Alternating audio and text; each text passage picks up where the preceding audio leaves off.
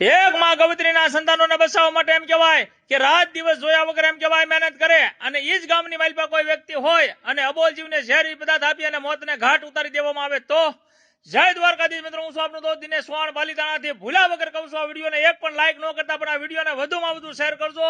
હવે ડિસ્પ્લે ઉપર તમને વિડીયો બતાવવું, નંદી મહારાજ હાલ્યા જતા હતા, બરોબર, આ 5 વાગ્યા હાલ્યા જતા હતા અને બીજા દિવસે સવારે એટલે કે માત્ર ને માત્ર 14 કલાકના સમયગાળાની મેલભાઈ નંદી મહારાજને મોતને ઘાટ ઉતારી દેવામાં આવ્યા છે. આ વિડીયો છે પાલીતાણા તાલુકાના આકોલાલી ગામનો વિડીયો છે. તો ભૂલા વગર કહું છું, આ વિડીયો પાલીતાણા તાલુકાના આકોલાલી ગામમાં અવશ્ય ને અવશ્ય શેર કરજો મારા વાલા.